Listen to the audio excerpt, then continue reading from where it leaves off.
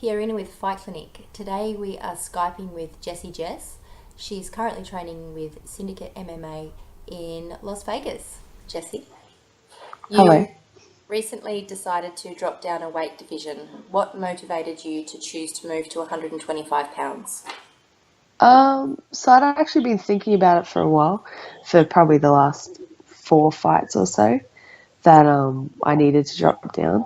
From the first Invicta that I fought at, when I fought Panny, I just felt like I got kind of out-muscled a little bit as well. Well, yeah, I didn't prep very well for that fight regardless, but yeah, I definitely felt like I was outsized. And when I saw a couple of the other 35ers, like Tonya Evinger, I realized that I'm a midget. And so back home in Australia, I was pretty big, but a lot of those girls dropped down to 25 anyway.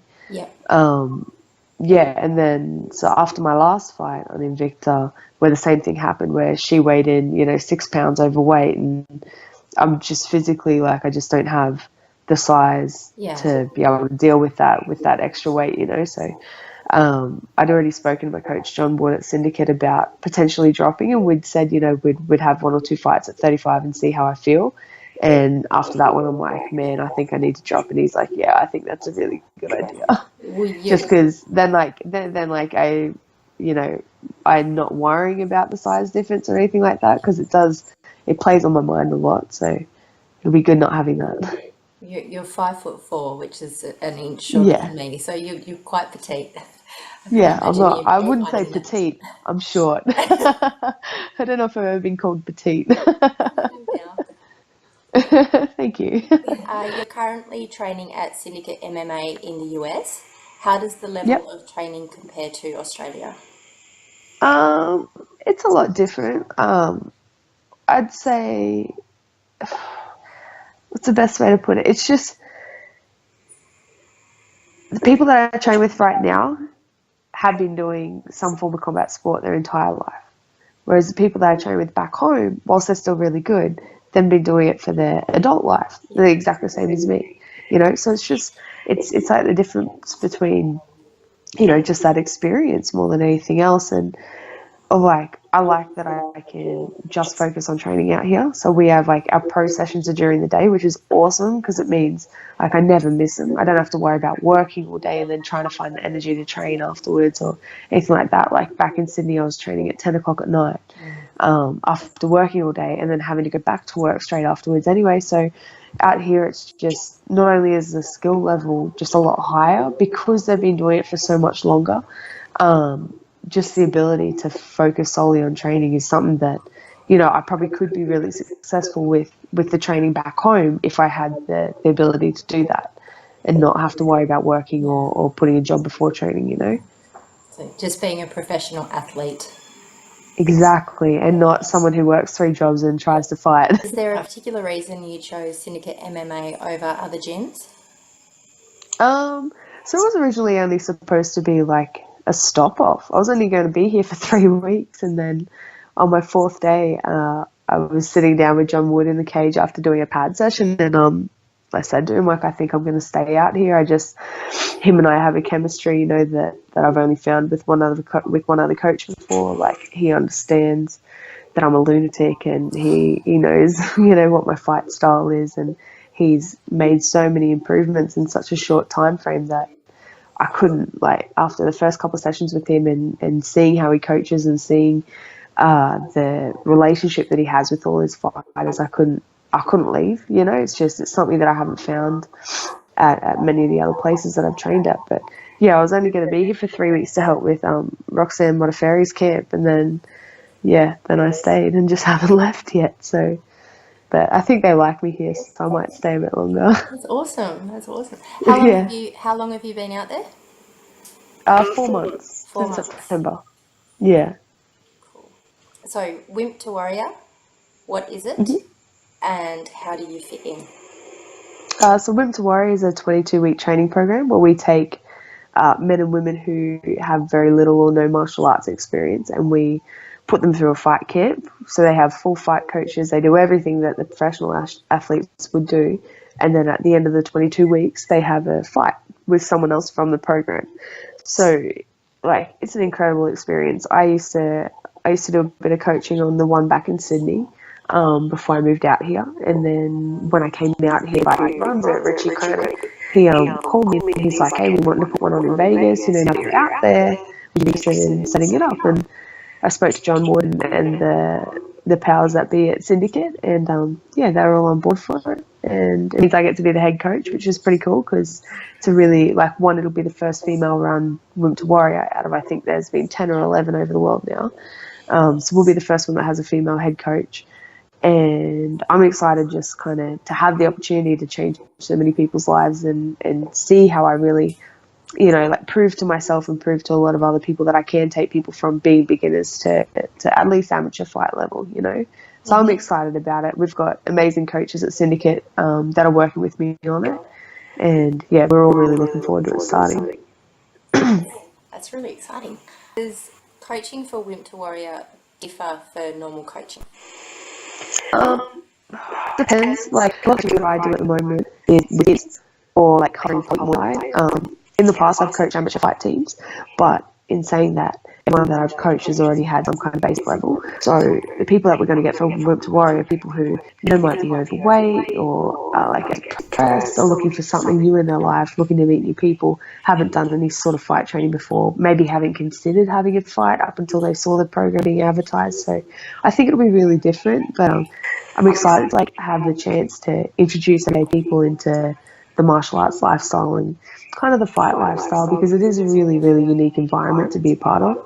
So I'm excited that the general public are going to get the chance to see that instead of just seeing the fighters on the TV screen.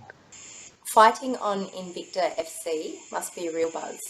Is it different to fighting on the Australian circuit? It's different just because I feel like the people that are running it have been in the industry a lot longer. Back home, like, there's a lot of brand new promotions who are still kind of just feeling their way out. That's probably the only real difference, though. Like, they do a lot more. Invicta does a lot more marketing and promotion, obviously, because they're really trying to push the female side of MMA. But in saying that, I've worked with some amazing promotions in Australia, like Eternal MMA and Urban Fight Night, two of the best promotions that I've seen, and they're homegrown, local promotions. So it really, like, a lot of the people lack professionalism that really out to make a quick buck. So Invicta's not about building up fighters, there are that as well, which is really good. But that's probably the only difference. Like, as long as the fighters are being looked after, then you can't really go wrong. Would you like to fight in Australia again? Oh yeah, I'm trying to get fights in Australia because I kind of see it as a free ticket back home to see my friends and family. But we'll see what happens. Like, I've spoken to a couple of promotions, but it's hard because, you know, they'll have to fly me and my coach out and then fly us both back home, back to Vegas as well. So that's kind of the issue. Like, I have my team back home, an Australian top team, and I've said, you know, just fly me out and my coaches from ATT can come corner. But they're still kind of hesitant to fly me all the way back home from the USA. Even though, like, some of the fights that they've offered me would be pretty good fights. But it's just like I said, some of the promoters are only after making themselves money instead of, you know, putting on the best fights or looking after the fighters. So that's kind of what I'm dealing with at the moment. Have you any fights coming up on Invicta FC or in the US for that matter? I have a couple of fights that I'm working on right now. That's it. But, well, one of them will be a really good fight if it happens. Cool. That's all I'm saying. Okay. Can you describe a typical day of training for yourself? Yeah, so I get to the gym at 5:30 in the morning because I run a little coffee shop out of the gym, so it kind of keeps me occupied between training sessions. So I get there at 5:30 and then I'll do conditioning at 8 with my conditioning coach.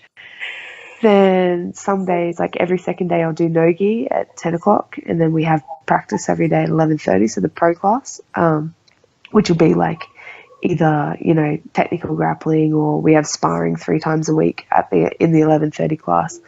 And then 2 or 3 times a week I'll do pads after practice as well. So that kind of 10 a.m. to 2 p.m., 3 p.m. block is usually pretty full. And then I have a little bit of time off and teach kids classes from 4 to 6 every day. And then depending on kind of how my body's feeling from the earlier sessions, I'll either do no-gi jiu-jitsu or I'll do some Muay Thai classes at the end of the day as well. So like last night, no, the night before I did no-gi and boxing, and then last night I did no-gi, and then tonight I had the night off because my body's feeling a bit beat up. But yeah, so it's usually about 4 sessions a day at the moment. Cool. So, Jessie, I have heard that you are trying to save for a vehicle to use out in Vegas. Yep. And to fund that, you have a raffle running at the moment. Yep. So it's on my Facebook, and I've got a whole bunch of prizes to give away. So a few things from sponsors. I've got some fight gear, my Invicta 20 walkout tee. All the prize winners, like the 4 main prize winners, are going to get personalized Valentine's Day cards from me because it's a Valentine's Day raffle, and an autograph photo as well. And then I've got just 10 autograph photos to send out too. So right now I spend like 3 hours in travel a day to the gym, and it's kind of why I have to be there from 5:30 in the morning to 9 o'clock at night, because I got no way to kind of get home during the day. So at least if I have a car, I'll be able to sleep a lot more, which means I'll be recovering better, and I'll be able to actually go home and do stuff during the day instead of having to sit at the gym waiting for my next session. So it'll make my life a lot easier. Let's get you that car. Yes, we're doing it. I'm on my way. Jess, it has been a pleasure to speak with you today. Thank you for your time, and we wish you Thank you for having me. Oh, pleasure. Thank you. If you would like to help Jessie Jess on her car quest, check the link here. It's drawn in 2 days. Thanks for watching.